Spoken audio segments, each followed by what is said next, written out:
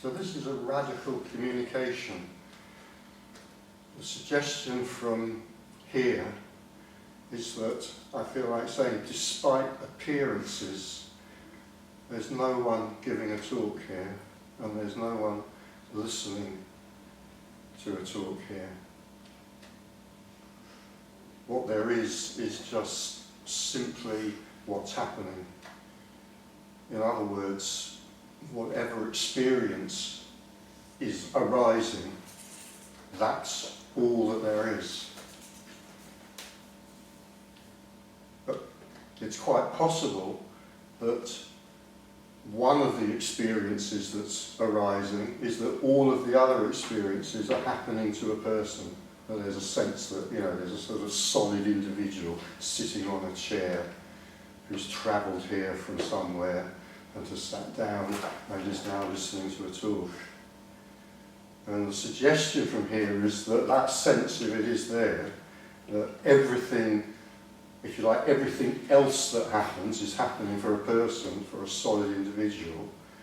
The suggestion from here is that that is simply a kind of, I'm going to say appearance. I was going to say error. The word error popped into my head. In a way it is an error, but it's not an error that we can avoid making. So the suggestion from here, to put it probably as briefly as it can possibly be put, is there is no person, or there is no individual. I mean, by God, there might feel as if there is one. Probably, very often there does feel as if there is one. But what this meeting is about the possibility of that being seen through. In other words, the possibility that the sense that there is actually an individual at the centre of what seems to be my world and your world, that sense can collapse. It can just disappear. And when it does collapse, if it does collapse, then what we're left with is everything and nothing, and it's ineffable, and it can't be named, and it can't really be talked about, but for the sake of pretending that we can talk about it, it's often given this name, non-duality. Non-duality meaning not two things. So we could say that the normal sense, the usual sense for an individual is that there is duality, or I live in duality, meaning two things, and the two things kind of rather obviously in a way. Well, one's the world through which I move, full of objects and other people, and then the other part of duality is me moving through that world. So we could say, well, that's the kind of normal sense. The normal sense is that, I'm here, I'm solid, I exist as a person, I exist in separation, and I move through an external world in which I meet and have fun with, and sometimes have things that aren't so much fun with other people who also feel like they're separate individuals moving through something called the external world. So the radical suggestion from here is there isn't actually an internal and an external world. There isn't an individual who's separate, who moves through something which exists outside themselves and negotiates with it. So that sense can simply collapse. And if it does collapse, then what may happen then is that there's a recognition that fundamentally, it's a recognition that may fundamentally shake our world, really shake it up, and may or may not produce some pretty big transformations in what happens after that. But if that sense that I exist as a separate person collapses, then what may be seen is that actually what there is, well, I'm going to start by saying that actually what there is nothing. There's just a kind of emptiness, and this is often reported. It's one of the kind of, if you like, the commonest, I would say, the commonest, or one of the commonest characteristics of awakening, the seeing that actually there is nothing. And that this, in a way, is a kind of empty show. I mean, people grope for ways to describe this seeing, they grope for images and analogies and so forth, and sometimes people say something like, well, it's like a hologram, it's like seeing that everything is a hologram. I mean, that's not accurate, it's not nearly accurate, but it's probably as good as any other way of describing it. And so this is often described when awakening is seen, that sudden and shocking recognition that this is empty, completely empty, and actually that's empty as well. And that there's just a kind of, almost like a shadow show arising out of emptiness and falling back into emptiness again.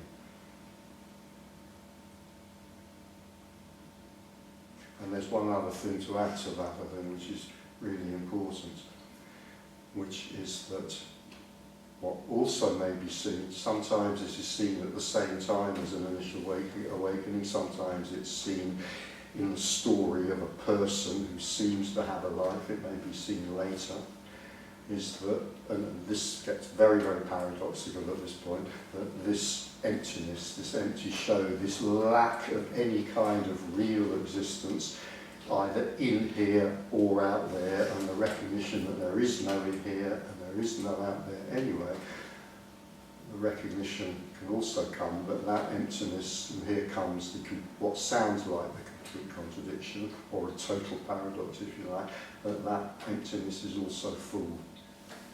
It's also completely full. And I can't think of anybody trying to describe this who doesn't struggle with words at that point. You know, there is no way of describing that fullness, but sometimes the phrase unconditional love is used. Not because it's a good phrase, but just because it seems to be no worse than any others and better than some.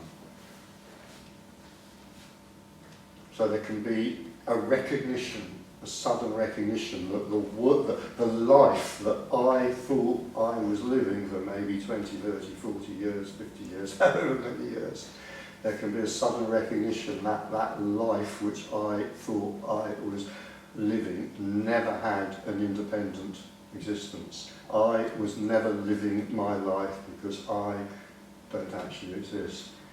I was never, there was no I making the choices and the decisions, the bad ones and the good ones and the ones in between. There was never a person actually doing that, and that can be a hell of a shock. And then there's just emptiness, rumbling, rebounding, echoing emptiness, but then there can also be a recognition that that emptiness is absolutely full.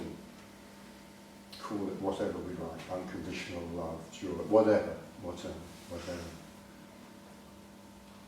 And the suggestion from here is that whatever happens after that, basically it's all over.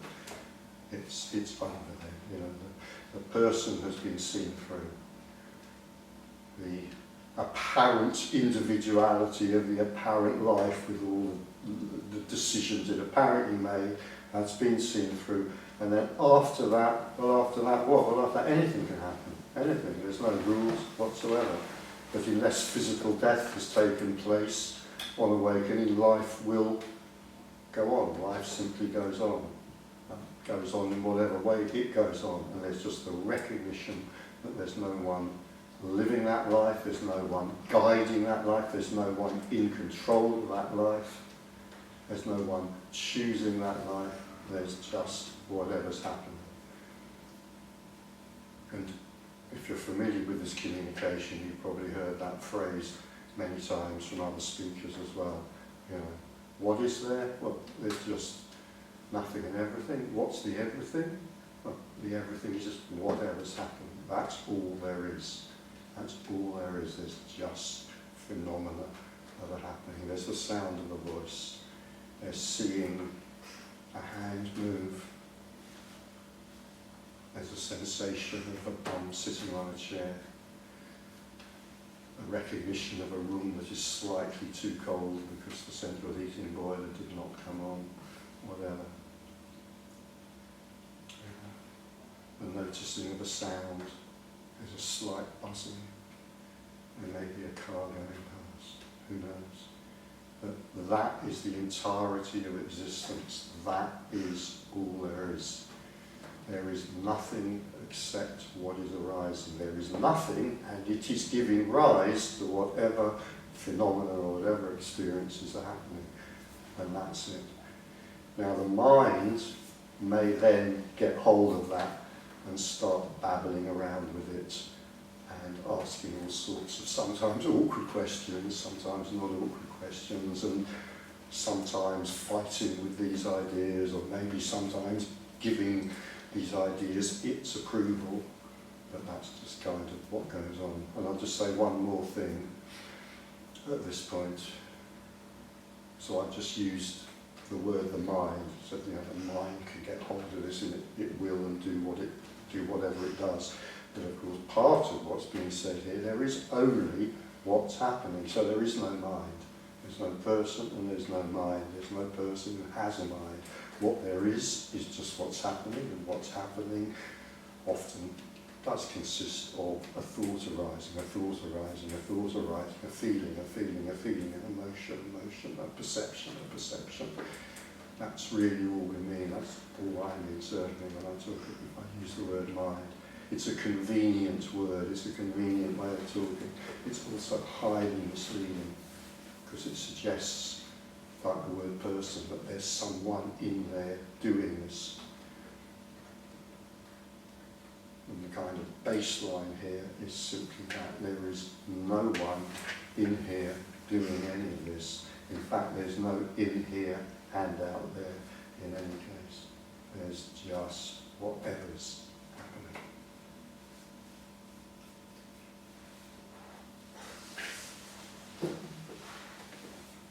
So, in an experiential sense, waking up is stepping into sanity. So, just coming out of the mind and coming into what is. And what is love. And the world is revivified, so everything is seen as it truly is. I mean, it's there and it's not there, but it's seen in its original beauty, so everything is seen fresh and seen for the first time, and the sacred is restored to life, and beauty is restored to everything, so everything is seen as perfected, and everything is radically accepted. So you enter into stillness. There's an entering into an absolute heightened sense of energy, and but a very, very still energy, and that can be seen, physically seen. So there's a coming to a stop. It's coming from human doing into human being, so it's just a sense of beingness. And so there's a desire, when this happens very often, to sit around and just to see things, particularly in nature or whatever, because everything is nourishing and whole. Also, as you restore to wholeness, everything is wholeness. And the division between you and everything else is gone. But the personal still exists, it's just owned by no one. So the mind exists, but it's not owned by anyone. And there's an intense recognition and emerging with everything that is, so that there's a joy in seeing others and without that division. So there's just this love that is present, this intimacy with everything that was always there but just not experienced. So it's just wanting to be with people, and the space. Suddenly there's a space in the mind, because the mind is no longer in the ascendant. It doesn't have the power it had, so it can collapse completely, or it can just be so slowed down, but it doesn't interfere with what is, so it doesn't matter anymore so much. I'm not saying that nothing matters to the individual through whom life is still lived, but there is peace, a deep peace, and a coming to rest wherever you are, so everything is complete, so you can come to rest whatever space you're in. So, you know, the character still exists in time, and of course they have the things going on, but you're released from drama and obsession and fantasy. It tends to be just very, very simple living, very simple being with others, very simple open space. So there's an ability just to be, and so you can, it changes your relationships to everything. There's the space to listen, there's the space to respond, and yeah, so there's qualities in there. Instead of the dullness and the boredom of life, which is often what people suffer from, a lot of pain is just the wanting to get somewhere, which just totally collapses. So you are where you want to be. So it's all happening now, and that is wonderful. And it can be very hard to remember how it was in a way, because the character is so transformed that it can seem like a totally different life, the before and after, because the heart is now open, and so that everything is love, and just having a cup of tea or a conversation, everything is just an expression of love. And yeah, I don't know what else to add to that. Maybe that'll do. I don't know.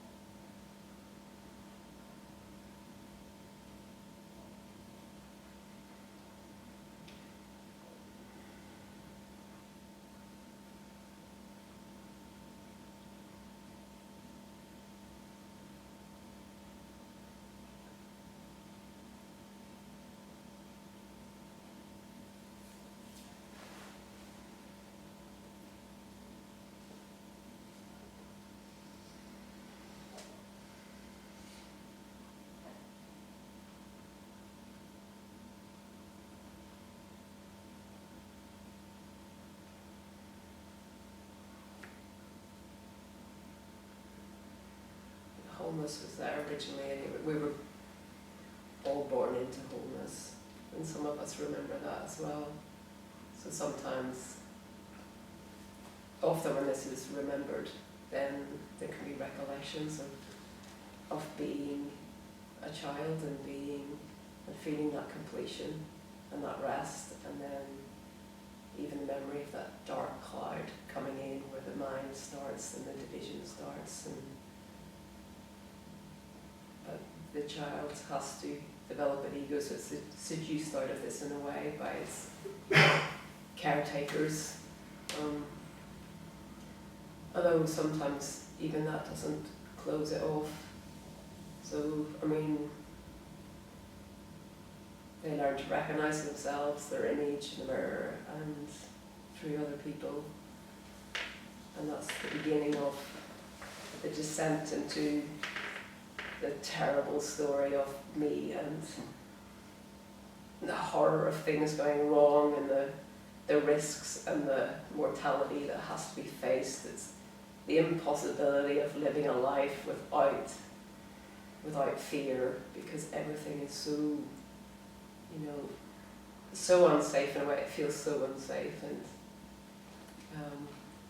this in a way so grounded.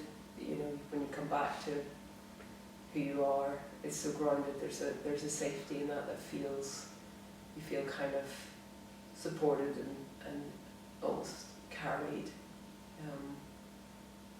and it takes away that radical fear and insecurity of,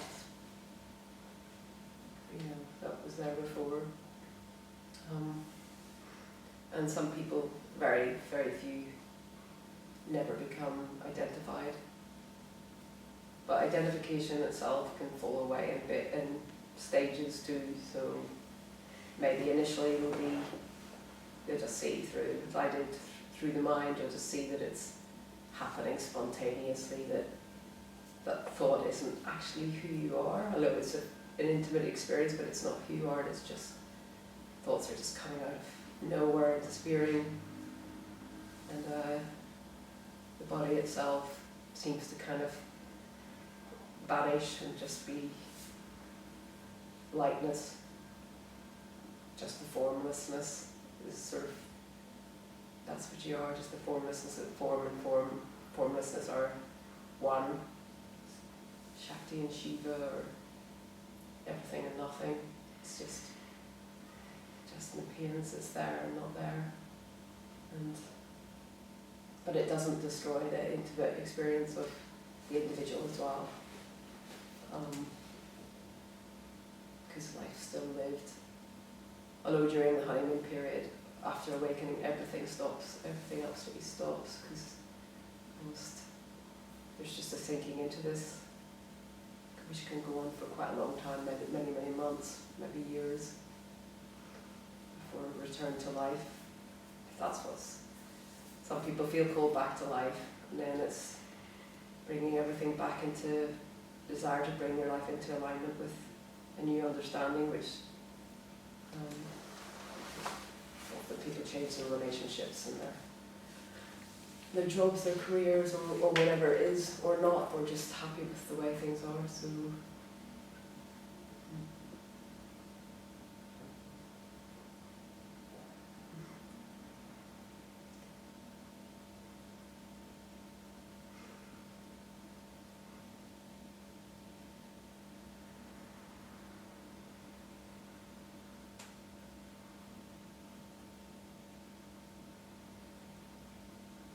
be lots of doubts afterwards, because that's what the mind does.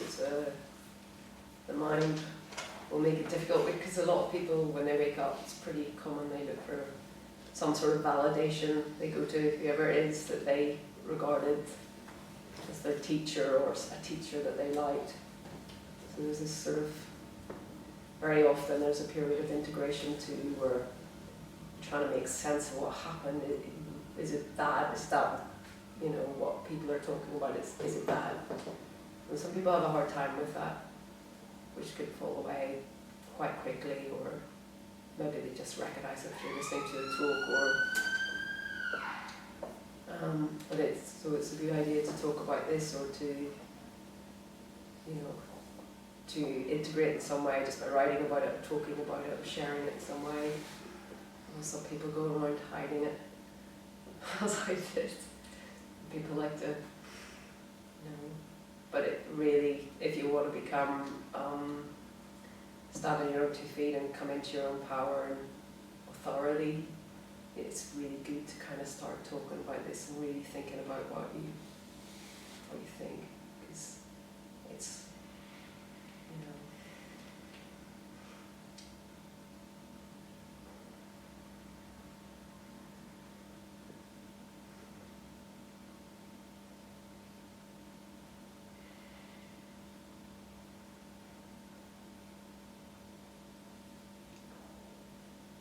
pain can still arise, but it doesn't stick around. Fear can arise, but it doesn't stick around in the same way.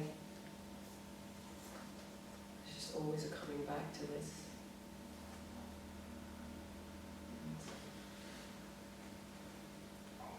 And there can be a desire for meaningful activity it's not, because everything is complete, you know. It doesn't mean that you don't want, you know, after the honeymoon period, you don't want projects or to do stuff with your life that's different, to maybe to realise things that you didn't when you were beforehand, when maybe you had self-esteem issues, that this might have changed in some way, maybe not completely, but it can open possibilities that perhaps weren't there before, depending on how you suffered before and your psychology. Yeah.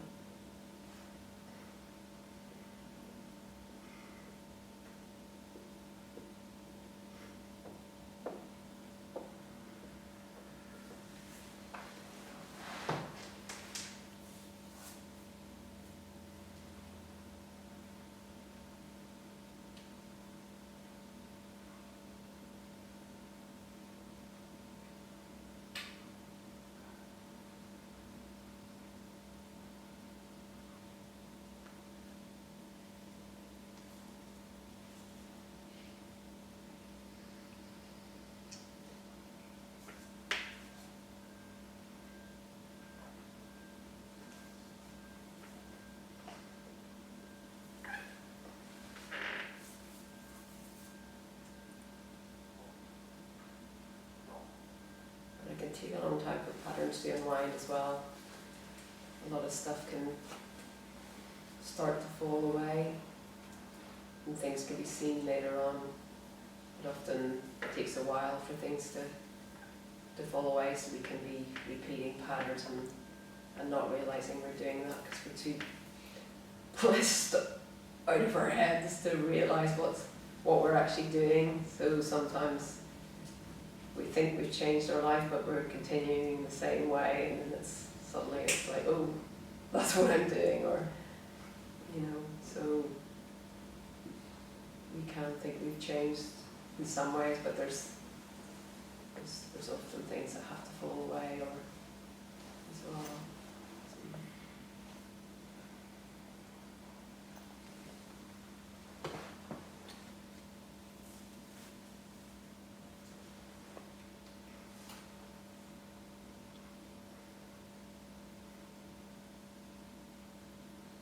This might sound paradoxical because, you know, the heart of this, well, there's many ways of expressing the heart of this communication, but one is, you know, that there is no individual. So having said that, what might sound paradoxical is that what actually happens individually in each case, where there are no cases, you know, may be wildly different. You know, in a sense there are no rules, absolutely no rules, but there are some commonalities, you know, if you kind of listen to people, talk to people, where this is seen. There are some commonalities, and one way of describing those is that there seem to be, you know, certain kinds of experiences which very much attach to the kind of sticky, gluey, gloopy sense of personhood in the individual, and those experiences do tend, you know, often to just disappear, never mind reduce, whatever. So, I mean, I've shared a lot with people over the years, and I've heard a lot of, you know, people report that, for example, you know, depression tends to end. What are the other things that I've heard people say over and over again? Loneliness tends to end. Boredom tends to end. I remember talking to someone years ago and who said to me, you know, something's happened, Richard, I don't know what it is, all I know is I'm not depressed anymore.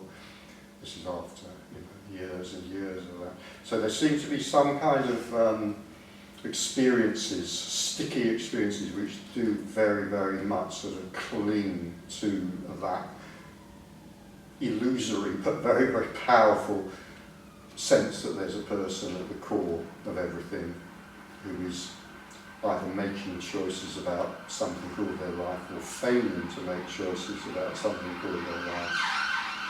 And those three things seem to stand out as having, you know, as far as I'm concerned, you know, they've been, people have spoken about those to me over and over again. You know, there's something about boredom, there's something about loneliness, there's something about depression which just seem to stick to the person, but then when this is seen through, whatever else happens, it's like, no, that's gone.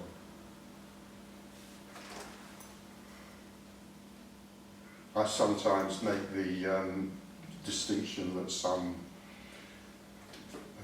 people who write about therapy, some people who write about psychology and emotions make, you know, between sometimes what's called kind of real or natural feelings and what are sometimes called pseudo feelings. The idea there is that you know, certain feelings are just very natural from the fact of being of aliveness, of being alive, of aliveness, and they're core and there are very few, and often these are described as you know, sort of basic feelings, love or joy, anger, sadness, fear. That's it, very often in this description. And what seems to happen as the kind of person gets more and more gluey and gloopy, I think I've used that word before, as time goes by, and maybe the neurosis, the sort of neurotic tendencies increase and so forth, is that we tend to experience more and more kind of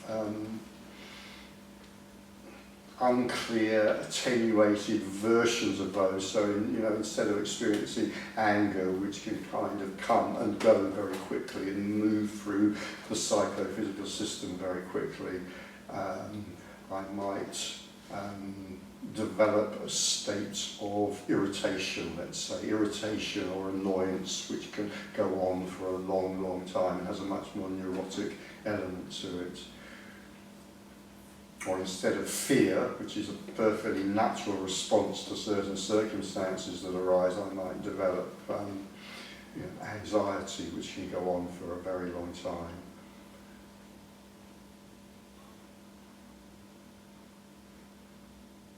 So the idea from here is that whatever it is that, I don't know whether to say whatever it is that happens or doesn't happen, either will do. Neither is a good description. Whatever it is that happens in awakening or doesn't happen in awakening, because in a way nothing happens, and whatever might happen after that, this is very commonly reported. You know, that certain sticky, gloopy, gluey feelings, which we might say have a strong neurotic element to them, just then, when they can just be like that. No more loneliness, no more boredom, no more depression.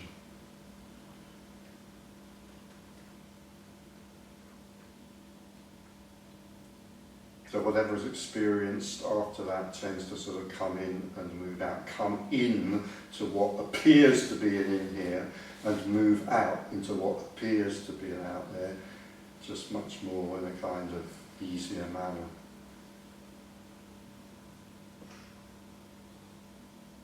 So feelings, including what we might think of as uncomfortable feelings, might get much stronger.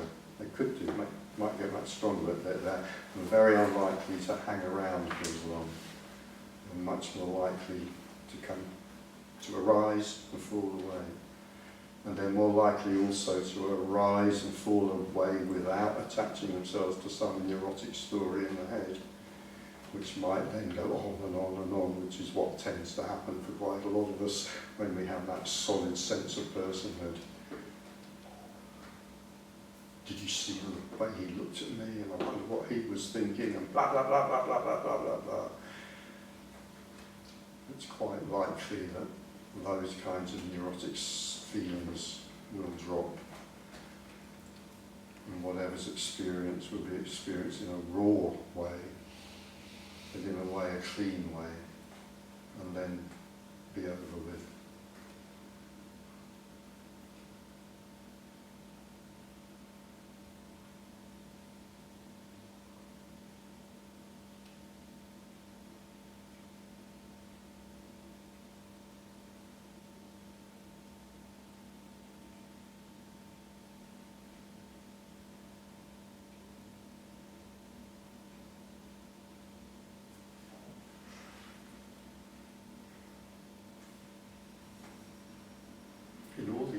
as I've been giving talks about this, I'm just thinking, I've talked to so many people, I don't think I've ever talked to anyone where this has been seen, you know, who experiences loneliness anymore, just as one thing. And I can't think of anyone who said that to me.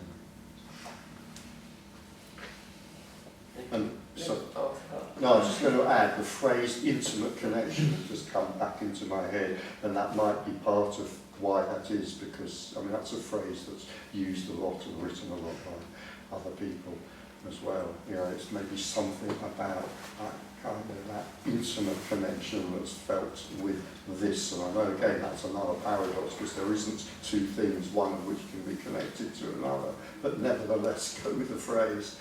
So maybe it's something about that intimate connection with this that makes those kind of pseudo feelings that I've been talking about, like loneliness, not impossible, nothing's impossible, could happen, but very unlikely to happen.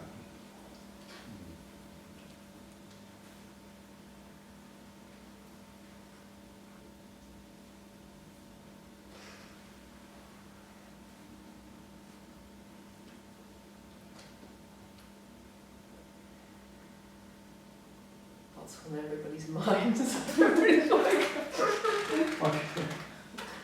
Yeah, I was thinking of throwing out there, by the way, the floor is open for questions, answers, discussion, other opinions, views.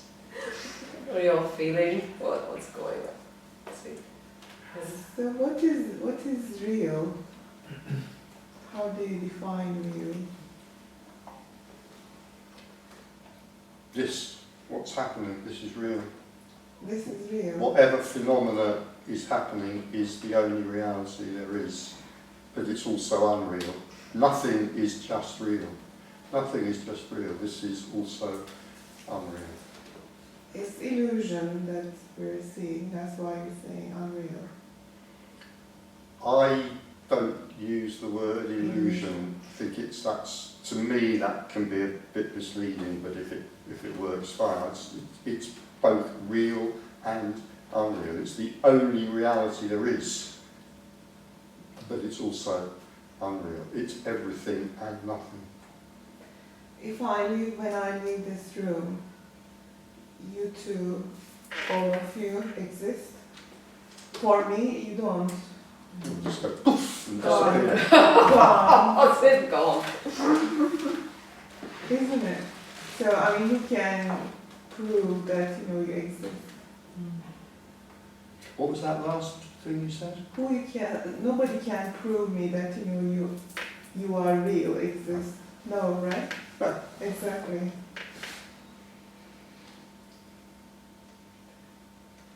I think for me the problem lies in the word real, or illusion for that matter as well.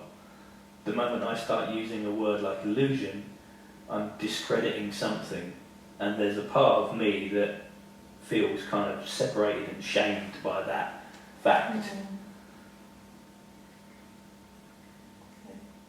Yeah, it's separation, right? Just that illusion says that there's a right and there's a wrong, there's a real and there's an unreal, and already I'm playing the game of duality there, and something in me doesn't feel good as a consequence.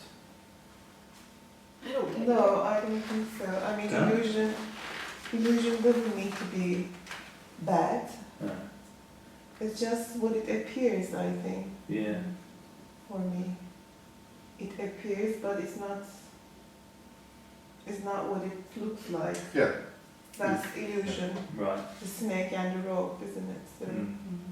Yeah, and to say something's an illusion isn't to say it doesn't exist, it's to say it's different to how it appears. Yeah, Right. yeah, Yeah. exactly. Well, it is how it appears, but it's there and not there. I suppose it doesn't make much difference, but it's just knowing that there's nothing at the same time, Yeah, that both are true. Yeah. Concurrently rather than. Yeah, and the story goes on. I mean, life goes on for the individuals, but it's just not owned anymore in the same way. So it's not. It doesn't make it any less important what happens in life. In a sense, it's just more being where you are. It's actually not. In a way, there's just a lot more acceptance of of what you've been through, you know, your past and everything, and you know, you still have hopes for the future and stuff as well. I mean, it's not like...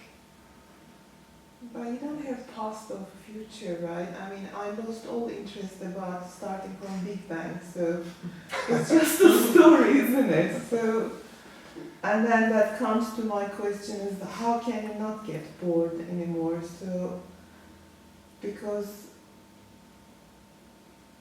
what is it that, you know, the people talks about, and you know that, you know, it's just a story, basically.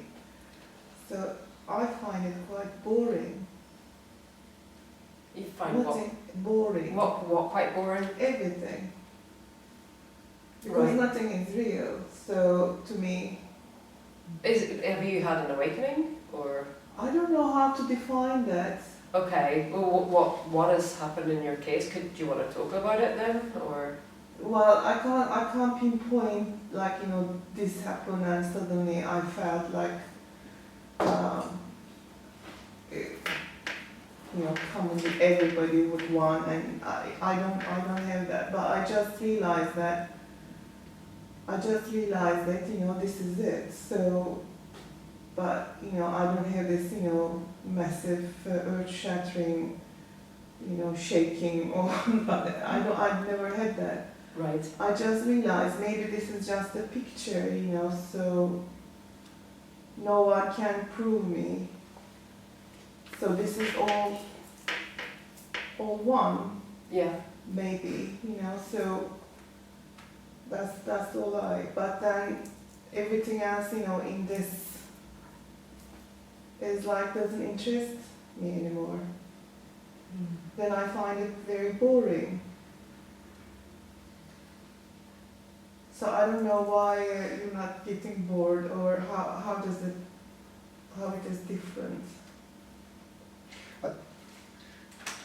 I would say, and again, I'm kind of not just speaking for myself, though I'm aware how paradoxical this language is in view of this subject. So again, just I've heard, I'm speaking from here, but I've also heard this reported by so many other characters, let's say, as it were. It's like there is something about, you know, when this is seen through, just like anything and everything or anything could just become fascinating. Because, I mean, this word presence, which is, you know, bandied around, used a lot, impossible to define, but I can't avoid using it at that point. There is something about, you know, the presence, you know, without the person interfering. It's like the existence of the person with all its neurosis that dulls everything down so it gets boring. So here I am sitting here on a wet Sunday afternoon, going out of my mind with boredom because there's nothing to do. Whereas when that drops, where there is something to do, my God, you know, there's looking at that radiator or a tree. You know, and so in other words, there's something about the collapse of personhood that makes really, really simple things absolutely fascinating. I can't, you know, of course there's no way to explain that. You know, I'm just trying to describe something which I am hesitant to call an experience, because it isn't really an experience. But this is why, again, if you listen to people, talk to people, you know, where, you know, whatever it is that we're talking about has dropped away, very often the report you'll hear is that whatever was going on before that, and whatever goes on afterwards, a simpler life is led. Life becomes more simple because whatever's left here, obviously there's something left here, sitting on a chair talking, but whatever's left is just somehow filled, I want to say fulfilled by much simpler things. Like coldness? Like coldness, it's not particularly fulfilling. Like sitting on a bench looking at the horizon. You know. I think one of you described it beautifully when you said it's going from a human doing to a human being. You know, and at the point where you cease to do it, I can sit here and I can go, oh, there's nothing going on. I better make something happen, you know, I better do something, or somebody do something. But actually at the point where that ceases, and I see that there's so much going on, it's just on a level that was kind of subtle to the gross level of activity of me splashing about and, you know, and making waves, I guess. But the moment I get to sit in stillness and drop in, then I'm aware of actually just how much there is actually going on, you know. And I guess at that point, that's where the shift from the human doing, who would get bored and says there's nothing happening. Probably, Yeah. And yet the human being can just sit there and go, wow, there's so much going on, man. I'm almost overwhelmed, you know. And they're afraid to move because the level of what's happening is overwhelming. You know, I thought it was beautiful when you described that freshly awakened state of just sitting in that, you know. Wow, I don't need to do anything for quite some time. So yeah, I think that's where the kind of boredom thing falls away, because yeah, I don't need to do anything anymore, you know. Yeah. I think it's still a mind state, sorry. It's still your mind, but I can't see how, like, because I see both sides of it, like no matter what, whether we're here or not here, everything comes from that computer that is the mind, whether it's happiness, stillness, quietness, you're still in, do you know what I mean? Mm-hmm. It's always something, it's never nothing, or if it's nothing, it's still something. Whether we're here or not, there's still someone, if we're all one, there's still someone thinking from their mind, and if I'm part of them, then surely I'm thinking from my mind too. Do you see what I'm saying? Yeah, I see what you mean, and so I think if I'm following you correctly, so the kind of what arises here is an impulse to completely contradict that. Yeah, please. And say, yeah, that's kind of how that's kind of how it seems like as a person. I am, in a way, I am my mind. Whatever I am, I mean, obviously I'm far more my mind than my elbows, or my physical body as a whole. And certainly I am not my knees, I am my mind. So, an end to that. What we're talking about here is a radical seeing through that, a seeing through the mind in two ways, in a way you could say. One is recognising that I am not my mind, but another way of seeing through the mind, what happens is seeing actually the mind, one of the reasons I'm not my mind is because the mind doesn't exist anywhere. What there is an energy flow, if you like, which manifests in the mind as thoughts, feelings, sensations, whatever you want to say. So there is no mind for me to be. I agree with that, but what I meant was if we all in the room agree with that comment that we are not the mind, but then the people on the street outside are in their mind and do believe that they're in the mind, then if we're all one, surely doesn't that mean that we can't be all one because there's people in their minds? Like how do we, because not everyone has an awakening, right? Yeah. Like, so how... Who's saying we're all one? I think that's Well, like, if we're all here and we're all not here, surely it means we are all there one, is, right? we could say that there is just oneness, there is just non-duality. It's a hell of a long way from we're all one. It's the same thing though, right? No, it's not. Well, it's just a personal experience of your thoughts as well. Like, so they're not your thoughts. It doesn't mean to say they're not important either, or they're not. I mean, the story is absolutely beautiful, and it doesn't become any less important. It just becomes kind of much more accepted and much more compassion for that, you know. And it's not entered into so much because there's so much here. But that doesn't. The human experience itself is I mean, it's all you have. Like, is that intimate experience, you know, with everything as well, even though it's all one. Like, so it's not to put down the individual experience, because that continues. Your relationships, your loves, your passions, your desires, your hates, and all the rest of it. But yeah, everybody's got their private world, and just because you're not the mind doesn't mean to say it's any less important. It's just be freed up quite a lot, so the endless cycle of repetitious shite tends to fall away to quite a big extent. But if you're facing real problems, I mean, things can come up because, you know, life can, you know, obviously bring big stuff that isn't neurotic, like real stuff to be faced, and, you know, so those things have to be negotiated with as well. So it doesn't make life easy, because life is just tough anyway, like in between that. Why you say that life is tough? Well, it is tough. There's death to be faced, there's illness. Who wants that? Who wants any of that? You know, I mean, it's, you know, there are things that happen. You lose people you love. You know, nothing's permanent. So it's fraught. I mean, it's, you know, it's difficult. This makes it a hell of a lot easier, but it's still difficult.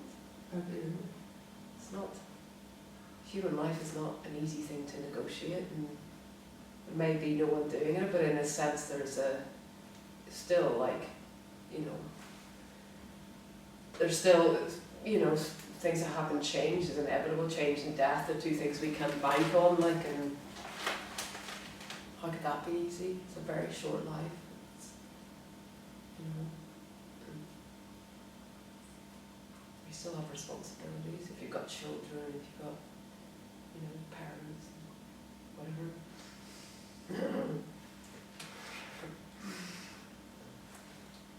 Yeah, because I would think that once you have this detachment,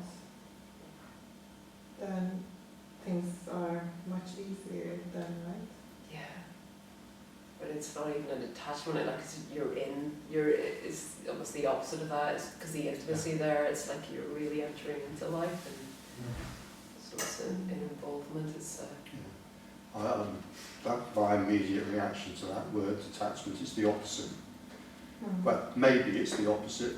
Maybe it's almost the opposite, that this is nothing to do with detachment. perhaps in the way you meant it, though, Yeah. like, because detachment, you often think of someone who's suppressing something or not wanting to look at something, or you know, detached in a kind of disassociated way, like where they're not feeling because they, you know, because to avoid pain, because we've got all these different ways of avoiding pain. But probably you don't feel that strong anymore. I mean, at least in my case, I don't have that massive anger, rage, or, you know, I don't love anymore as much as I love everybody now more, actually. It's more understanding and more, I don't know, whatever you call it. But, you know, that doesn't scare me anymore. You know, so it's just gonna happen, and it doesn't affect me. The things doesn't affect me as much as it was before. So in that sense, you know, I was saying maybe detachment. You say love. I mean, you don't feel so much of that, like in your personal relationships, or Yeah, for example, you know, I mean I feel love, nice feelings, but it's not like, you know, oh, I'm just so much in love, Okay. you know, oh my God, I'm gonna die, you know, for that kind of, you know, or the same, you know, opposite of anger, or, you know, fear, or none of them are like, you know, at this peak. I feel that, but it's like, you know, much calmer now. Okay. That's what I'm saying, you know, feeling at least. Okay. right. So it's not as adhesive, it's not as sticky as before. No, not at all. That's why I say detachment. So, Yeah. because they lost their importance. I don't know if this casts any light or not. I mean, if not, just sort of throw it out, but I mean, one of the ways it's like this, there's attachment and there's detachment, but there's non-attachment, and that's not the same as attachment. It's like, to me, detachment is a kind of, just as attachment is a clinging, detachment is a kind of cut-offness. To me, there's nothing healthy about it at all. No. But there's non-attachment, Yes. is like, so it's neither clinging nor cut off. It's Yes. just like a response to whatever arises, if you Yes. like, a spontaneous Yeah. response. So maybe I've no idea, but maybe in terms of like what you're describing, if I could really directly relate to it or experience it, I think, that's non-attachment, Non-attachment, yeah. which to me, and it sounds a bit ridiculous, I'm almost making it sound like it's something we can develop or choose or whatever, but that's not what I'm saying, but nevertheless, to me that sort of feels kind of healthy, whereas detachment Yeah, to I me understand. feels quite unhealthy. Yeah, it's non-attachment.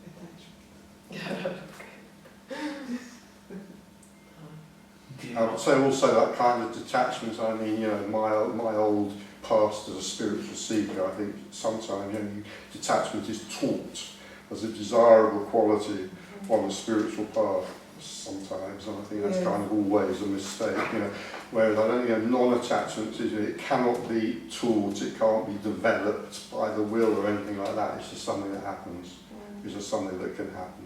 Non-attachment can happen. I was going to ask you, you said, that it's not something that can be taught or developed, but I guess for me, I feel like it is, it develops, but not directly, right? It's not, you don't choose to, but I feel like over the course of my life, I've tried that, and I've tried that, and once I cease doing each of those, I find myself in the middle where I started, kind of thing. It's like a pendulum that's not swinging anymore. An actual centre was that to begin with, and the kind of experience or shift in life, kind of quite often sees people naturally just find that place of no effort either way, and there we are, But I see that in my life, when I look back, I've walked over there and I've walked over there. Part of the reason why I found myself able to, or in kind of what feels like my own centre and able to recognise it, is because I literally, in the course of my life, I walked over and I touched that fence by, in experience, and then I did that over there, and now I kind of, I know what centre feels like because I've kind of been to the extremities in a way, and that was part of my own path that guided me to the centre. Maybe an experience or encountering somebody else or a teacher or many things along the way actually facilitated coming to that point inevitably. But when I look at my life experience, I see that what was invaluable was that experience of, okay, it's not that, and actually it's not that. And then here I am. Well, and yet, if you'd never strayed when you were a child, then you wouldn't know anything. Yeah, but If you'd never walked when you were a child? Like strayed, like if you hadn't been taught to, if I hadn't walked away from centre, yeah, yeah, then you wouldn't have had to have that life experience. yeah. Extremes are very exciting, aren't they? I was just thinking about my past as a very, very intense spiritual seeker, and how, there were so many extremes. Ooh, so juicy and exciting, and sometimes obviously extremely painful as well. Yeah. Yeah.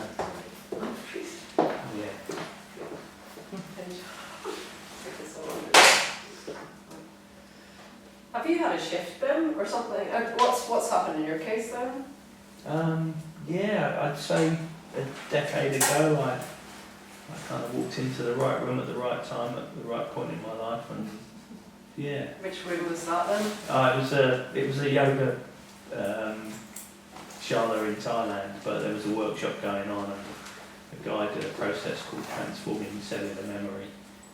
But in the midst of that, I guess the process was right, but yeah, my timing was right as well. What was the experience then? Could you talk about that? Like what? Yeah. Well, I mean, I liked when you were talking and actually you kind of alluded to, or you kind of gave me a vision of finding that person before they got led astray by teachings or parents or influencers. And I went through a process where the guy that ran the workshop used to be a psychotherapist, and then he kind of thought it's close to the mark, but there's something missing from this, from what I'm offering. So he went off and he found something that was also about calling in great spirit and a connection to source. Yeah. So he combines those two things. The psychotherapist walks the participant through their being and through their human and back in the story to find, I caught a vision of my original wounded self, at the point where exactly, when you said that, I literally saw myself aged probably 4 or 5, when it all made sense, and then before I kind of got fucked with in a way by society and by my lovingly misguided parents. But so I kind of had this experience of seeing and connecting with that self that had been abandoned, at the point where I started following outside orders and outside ideas. I saw that there was a very smart version of me still sitting there going, where are you going, man? Watching me go off on this path of chasing money and la la la la and success and good exam marks or even just approval, and he was just sitting there going, just waiting for me to come back. And I remember having this vision of that 5-year-old self and going, oh man, you poor bastard. You're a fucking genius, and I've gone off doing all this stuff, So at that point, that opens up my heart, when I see my own, going. So I'm kind of going back through my human journey to the crucial point of abandonment from the genius, from the kid that knows no fear, that knows no limitations, and then getting connected with that part of my story and that part of myself. My heart is open, right? I'm in the middle of a process and my heart is open, and I'm in a room full of, say, 20 people around the outside, and I was 42 years old.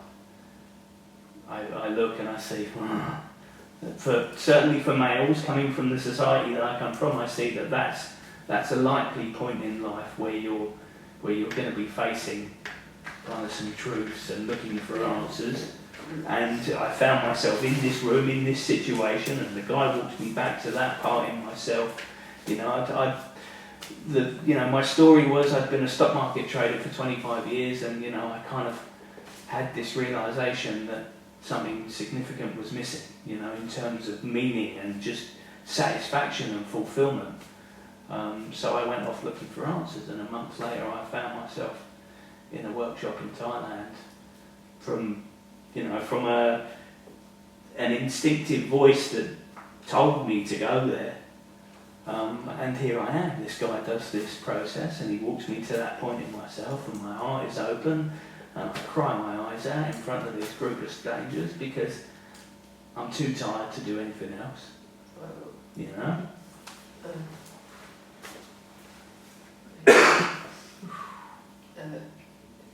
And the thing that was genius and the thing that was magical in that experience was not only did the guy have the knowledge of the mind to walk me back there and to open up that part of myself, but what happened next was that he said, walk out to the middle of the room, And I walked out to the middle of the room and he gave me a big hug. Whoa.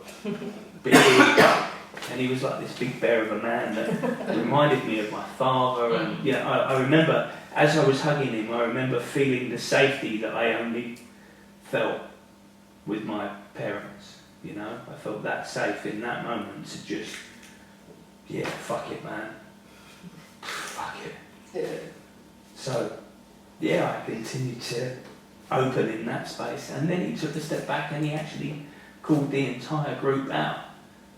And the entire group formed a hug around me. So I'm not 4 people deep in a sea of humanity at the point where I am letting go of my entire soul and my entire life journey and all the stress and yeah, fuck it, man, I can't hold it back anymore. And I opened in the middle of that, in the middle of unconditional love from a group of strangers.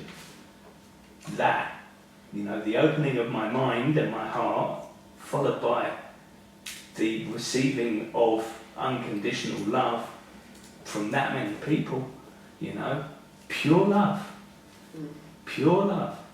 You know, here's a man, here's a guy who's opened himself up and totally in his vulnerability, he's naked in the moment of his life, you know, and they stepped in, hugged and just fucking loved the shit out of me. And that's it. Now I'm tripping balls, man, you know, now I am the universe, I am fucking the cosmos, and it's me, and it's always been me, and I'm like, ha. What's this feeling, this force that's fucking tearing me apart from the inside, you know? I felt like I was being ripped to fucking shreds, pardon my language, but... Yeah. And, yeah, and then I got the answer, it's love. That's what this is.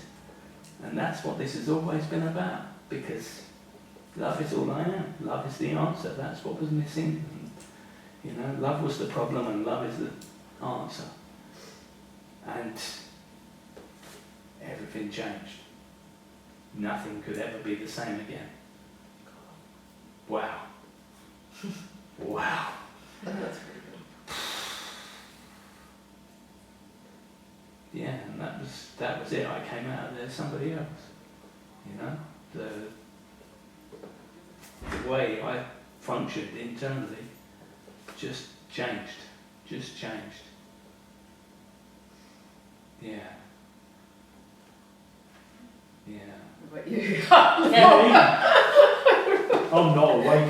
I come here to nod off and listen. Right, Right, I listen to Tony Parsons and Jeff Foster and all that lot. I know it's a nice space. And I nod off and I hear all this. I don't want to disrespect you all by saying stories. It's just like I want some of that. Mm-hmm. You know, it's not stories, is it? But then are they just experiences? And it's yours an experience, but if you start talking about it, Well, it goes to pop, doesn't it? My simple response to that, and it either kind of makes sense or it doesn't, is that what we're talking about here is the end of the one who experiences, or the experiencer, if you like.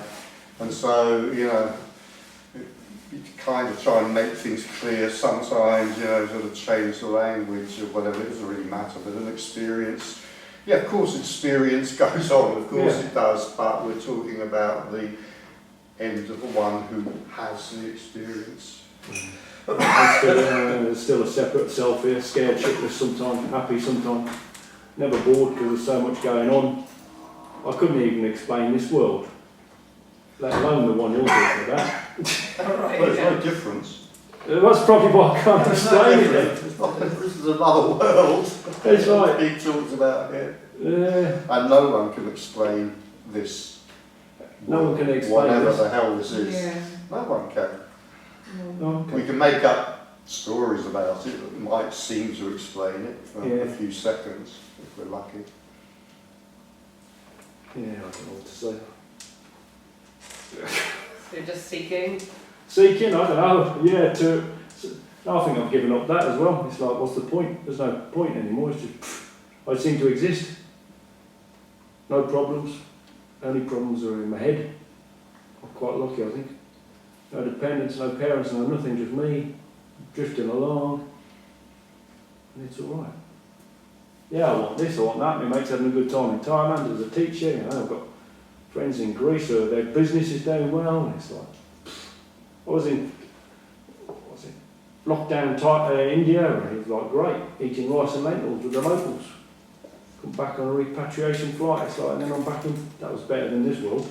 Well, not this room. This room's nice. I come because this room is nice, you know. Silence, and Tony used to say things happened in the room a long time ago, didn't he? Don't know if they did. I don't know when yours happened because I remember you serving the tea. Maybe you were enlightened. No, That's, I know, the secret is serving the tea. I think it is. I think it's down to. So nothing going on here. I just come because it's tea and biscuits. And you guys, and like, I'm curious. I'm always curious about this, that, and the other. And it's like, what's the point of trying to understand? Because it's all rubbish, and it's not all rubbish at the same time. So yeah, I used to be depressed that it was all rubbish. And then sitting here today, I thought, oh no, all rubbish is okay. So that's what's going on. Come to see what's going on. I don't remember being a kid, but I remember I've had some experiences recently about how the kid's a bit more, well, a lot more intelligent than I am. My mum, you know, the kid that was, you know, a long time ago.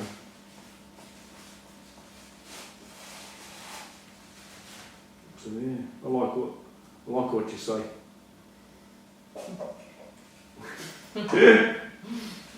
I like what you said. Oh, cheers, man. That sounds pretty smart, man. I've given up because I work for someone who used to go sit with Papaji in India. I've been all over India. I've been all over here, there, and there, everywhere. And it's like, yeah, I vanish sometimes. Close the eyes and boom, gone. Open them eyes and like, things change. But I don't know. Is it India? Is it what? Right. Two times, no? Nearly. Yeah. No, that's right. I don't know, because like, yeah, I know you're a psychologist or some, or professor or psychologist. Some teacher, isn't it? I wish I had what you had, as in this awakening thing, and you and Tony and all that lot. Yeah, I understand about life even more in your face. The emotions are worse, more, they come and go. The trials and tribulations are just the same, but they come and go. That's where I'm at. And it's nice to get out for a change. I've been out for a while. Oh, right. With COVID and all that. On Zoom. I used to drive a van over Europe for the business. Now we converted it online, so I'm all over the world again, but in Zoom. Not the same. Driving the van was good. The rest of it was crap. Working. But like everything I say out of my mouth contradicts itself sometimes. I contradict myself a lot. I laugh a lot. Sad a lot. But you come in here and see you guys. I think I remember you from Tony days. Did you go to Tony? Tony Parsons? No? Okay. Yeah. I just love it, man. So thank you for being here. It's great. It really is great. You don't have to go to India or Thailand's nice though. That's why I'm going to retire. There's hopes and dreams of retire to Thailand. But so good to see you. It's all about. I like your story because I saw you on YouTube. Right. What's it called? The Asian-looking guy. Oh yeah, Emerson, yeah. Yeah, Emerson, yeah. Because he asked about you, about you, how it happened and all the rest of it. I don't remember the exact words he said, but you talked about your experience, didn't you? Yeah. About it happened and sitting in the cafe. I think you said sitting in the cafe. Restaurants. Restaurant. Forgetting how to eat. Yeah. Hard to chew. Yeah. It was a bit sort of, I kind of knew. Yeah. What happened? Oh, that was just the sort of the ending of, well, I was in a restaurant with my partner and suddenly sort of total disappearance and everything and nothing, and so just seeing emptiness doing everything, and I just could, the food came and I didn't know how to chew. I didn't know anything. I didn't understand language even. I just didn't, mind had completely gone. It was just seeing everything for the first time, mesmerised. But yeah, I did sort of know how to chew, but I didn't really understand what I was doing. And there was a glass of champagne, and I kind of remembered how to drink that. Surprisingly, at the time, I don't drink champagne anymore. But anyway, but yeah, and then it's just very hard to. So far, the mind had just so dissolved, like it was just very hard to see, understand what was being said, but I could just see that language was so small compared to this and the beauty in this, and yeah, there was a tree outside the window, and it was just, Garden of Eden, just seeing the aliveness and everything for the first time.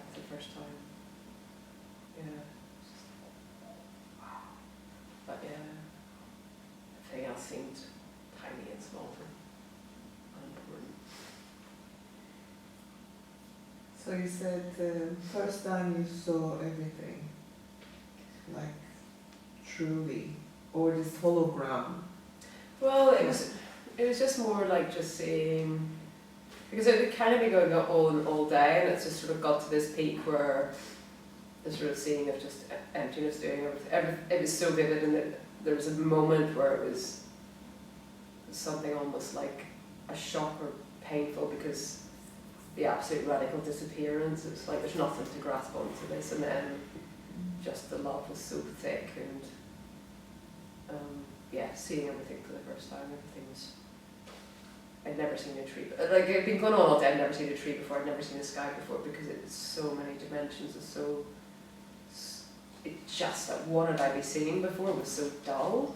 I guess seeing through the mind is just, things look, you just look at a tree, it's just a tree, or you pretend to enjoy being in nature, or I'm enjoying being in nature, and you're like in your head, but then it's like, what is this?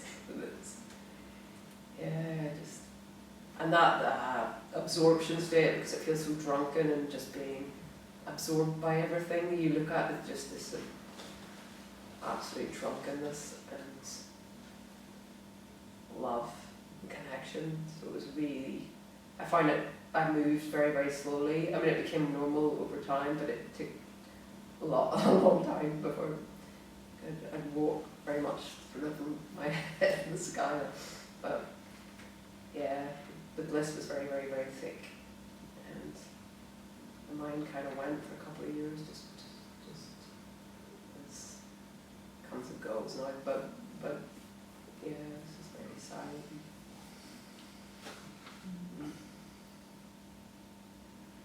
So I get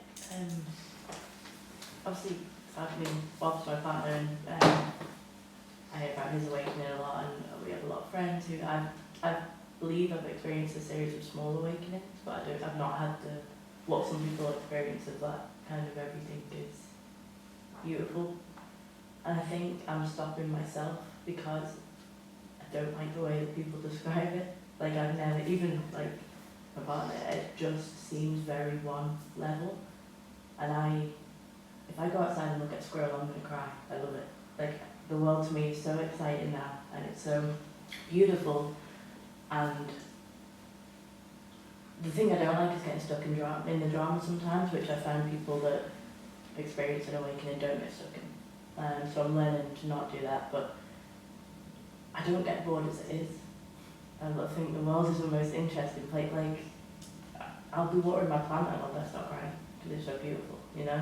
So I'm worried that if I have an awakening, such as Bob's, for example, like I say this in the most loving way, you know, I don't want that personality lack, that just stillness, because I feel still already. I just feel very, like, if something happens, if we're out with a group of people who talk about awakenings and feel they've had one, their emotions are so numb compared to mine, and that scares me, because I'm like, I don't want that.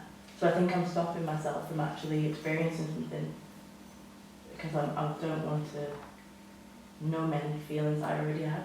Do you know, am I making sense? It sounds like you already experienced it. Yes, I was thinking And that. you're Really? trying to compare it to other people's experience. Like, it does. Yeah. 'Cause, I mean, the world to me has always been pretty magical. but it's like one note on a piano and I can both start crying or hysterically laugh if I'm in the right mood. But the thing I do notice that I dislike is that I do get stuck in the drama, whereas a lot of people don't. Well, maybe they say that as well. Yeah. I mean, you've got to realistically. Or why shouldn't that be there? Maybe there's a drama that you're stuck in because it's a fucking awful drama Yeah. or something. I don't know. You know, some things are really sticky. I mean, if life is really shit, you can get stuck in a drama. You can do. Like, so. And that thing about numbness, I absolutely, I really don't relate to that in terms of like awakening. Absolutely the reverse. Absolutely the reverse. Like, awakening can precipitate a pretty strange period of time, which maybe I'm not going to talk about now, but if we're talking about like the seeing of this, absolutely the opposite. It's like, coming out of kind of, the numbed, dumbed down state of being a solid individual and person. But no, as you were describing that, I was having exactly the same thoughts as you just said. It sounds like, well, it just sounds like it's over.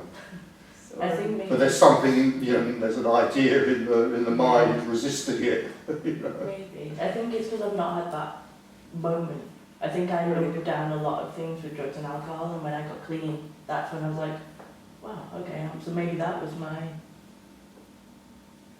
going back to self, going back to source. But I've just always been a very excited about the world person. Even when I'm down, I'm extremely down momentarily, and then it's almost hysteria really with me. You say it's like living with a cartoon character. So maybe I'm just comparing myself too much to that. was it when you put down the alcohol and drugs then, or not? Yeah, so That's common. I started, the drugs and alcohol began for me because I thought I was different, because I thought I was either hysterically laughing, crying, or everything was magic to me and no one else seemed to have that magic, so I used to put myself down to be like everyone else, because I felt like I was different. Oh no. Yeah, so it's only since, it's been like almost 2 years now that I've not been using numbing things, or even give up caffeine now. Like That's really that, sad. it's come back. Wow. So, but that's nice, thank you for saying that, 'cause now I feel like maybe I can stay as I am, I don't need to keep seeking to have an awakening. I can just have a cup of coffee maybe, not a drink. Yeah, it's a funny thing of looking for validation, and somebody always says something that doesn't fit, and then at some point you go, fuck you all. Yeah. And you just like start, integrating your own life and ignoring. Yeah. People seem to have this big kind of, especially like real story and like other people we met in Thailand, they're seeking for that to happen. But I feel like I had that and I was like, oh shit, I'm weird, I do not have this. And now it's back again and I'm like, okay, stop looking for that. Click, just enjoy it. So I was looking at that tree and my eyes were welling up looking at it. Wow. But that's just like, yeah. It's funny, people who have the MDEs almost have that, like they have that real overwhelm, like, looking at it, much more, the emotions just come so easily. Yeah. It's like quite a profound, it's really nice that. Dramatic. If anything. Well, it's lovely being in touch like that. Like it's nice. Shall we? Oh, we're supposed to have tea. Yeah. Do we have tea? Tea.